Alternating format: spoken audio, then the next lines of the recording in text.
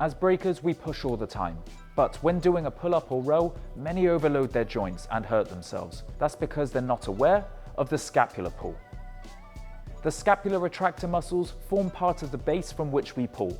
This video will show you how to avoid pain when you pull and accelerate your pulling strength.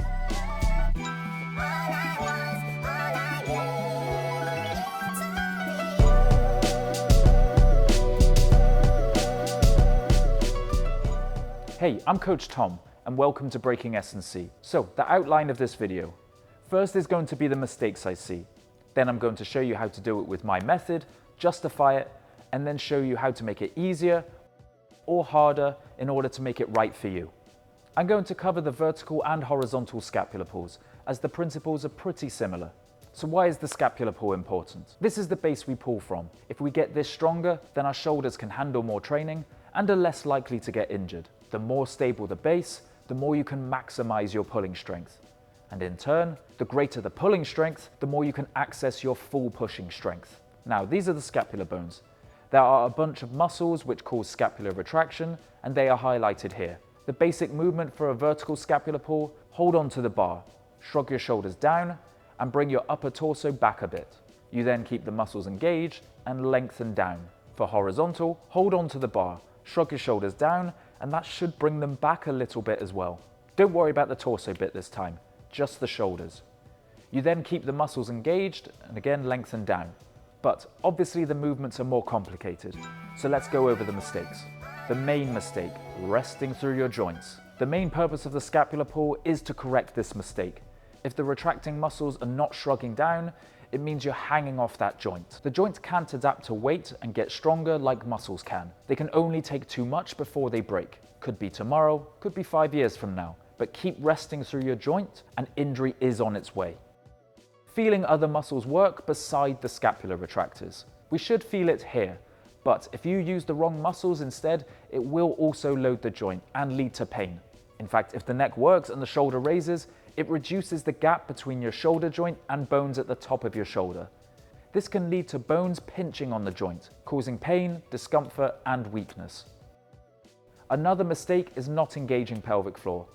The hips connect to the lat, which holds the shoulder down and in the socket. If the pelvic floor is not on, your shoulder will not be fully secure, which means you are not activating the right muscles and raising the risk of injury. This is just a weak position for your core, may aggravate your back, and make the strength you get from pull-ups transfer less into breaking. If you haven't seen my pelvic floor video, it's integral to everything I do. If you're struggling with injuries, it's the secret and essential weapon of injury rehab, so please do watch that. Going past your flexibility will mean that you can only engage the wrong muscles and load your joints, so we need to build awareness so we don't hurt ourselves. Likewise, choosing a progression that's too difficult. If you go past your strength level, the right muscles will not be able to turn on properly. You will have to compensate. So, areas to focus on. Where to feel it. So when hanging, you have 3 stages: engaged and at the top, engaged at the bottom, and off. Never be off. Off is resting through the joint capsule. We only want to go between the first 2 stages. The rotator cuff, lat, and upper tricep is where we should be feeling it, and not in the bicep, chest, or neck. We always want to keep the right muscles engaged throughout the whole movement, and never be off. This will allow our muscles to take the brunt of the weight rather than the joints. Relying on your muscles rather than your joints will make the exercise harder but safer. We also want to be controlling the scapular pull down rather than jolting. The other muscles around the shoulder may work, but we do not want to feel them working. Bracing the pelvic floor will help stabilize your hips and shoulders properly and bring the tension to the right muscles. If you do feel anywhere but here, it's likely you are either not bracing pelvic floor hard enough, you are fatiguing, you're out of your true flexibility range and so the pelvic floor lock can't turn on properly, or you've chosen a progression that's too difficult, so you have to compensate. Now, this feeling it in other areas could happen in the set whenever. It could actually happen from the first rep if you don't have the strength. If this happens, make the exercise easier or rest. Hips as the anchor. We want the pelvic floor to engage your glutes, thus stabilizing the hips. If you don't feel your glutes on, brace harder. Going past flexibility. The scapular pull is a very small movement. We only want to go as far as these rotator cuff, lat, and tricep muscles will take us. You can actually engage the right muscles and go into a huge scapular pull, but if you go too far and your neck is turning on, especially for the horizontal one, this is using the wrong muscles. Your neck may start working because of a lack of awareness, or maybe because the resistance is too much. If you're doing it single-armed, then you can use your other hand to see if your neck is flicking on. We want the neck to be as soft as possible. Tempo. You will likely have to move slow at the beginning to feel the right muscles working, but otherwise the down for 2, 0 pause, 1 second on the way up, and 1 second pause at the top should be fine for now. More than anything, just focus on keeping the reps smooth and controlled. If you are injured or have a recovering injury, we stop when the weaker side has given up. Or you can try some variations one-armed until it catches up with the other side. All movements need to be pain-free, so really concentrate to ensure this area is doing all the work. If you feel pain, this is a sign that the weight is too much or your muscles have fatigued from the set. Rest, possibly make it easier, and go again. To improve, watch yourself in the mirror if you can, or film yourself in a review. So onto the regressions and progressions. The scapular pull is a small movement, but it's still driven by muscles, and they can still get stronger. The more strength, the better. So never stop progressing. Here are the ways to build this move. You may be surprised how much you need to regress in order to feel the right areas. The methods may be different, but again, the principles will be the same across all of them.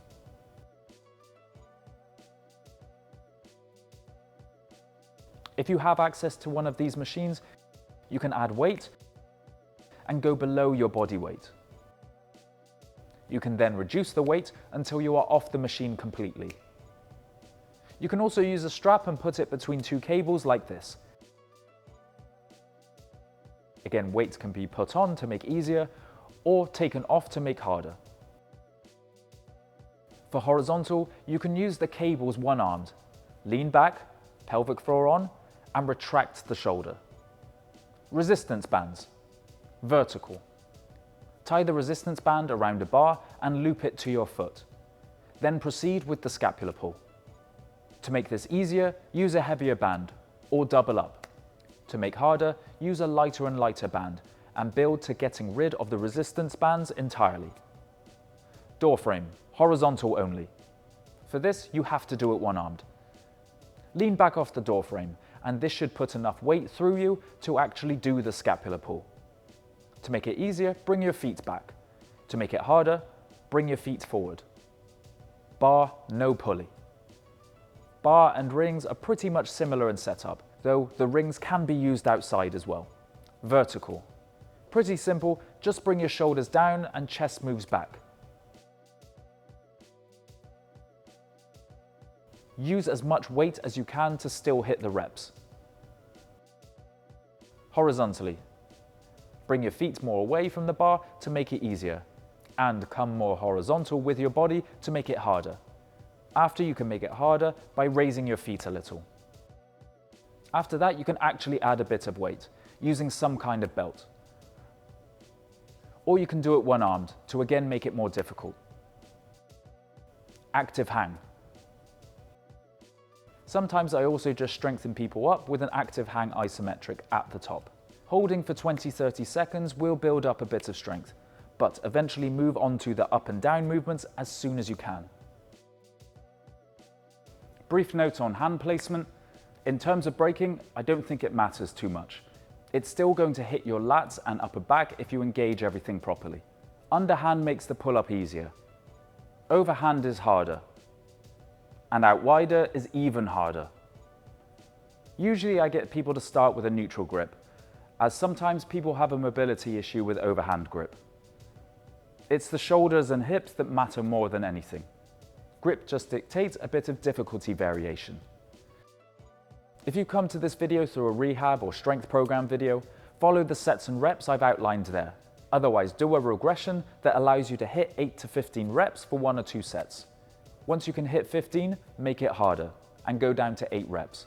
This is a prehab exercise, so stick these into your warm-up before breaking and working out. Once you get out of pain, even 1 set will be good and will help prime the body for bigger movements. 2 sets are good for when you're getting over an injury, but if you're doing the rotator cuff exercises as well, you should also see a good benefit of just 1 set of scapula pulls.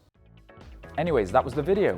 If you found this useful, please like, subscribe, and share with a friend. It really helps the channel grow and allows me to put out more videos on different injuries and how to strengthen in the best way. Also, please give your feedback in the comments below. Ask any questions. Let me know what wasn't clear for you, as I'm aware this is all new information, and it will help make my message even better. Otherwise, until next time, train hard and stay safe.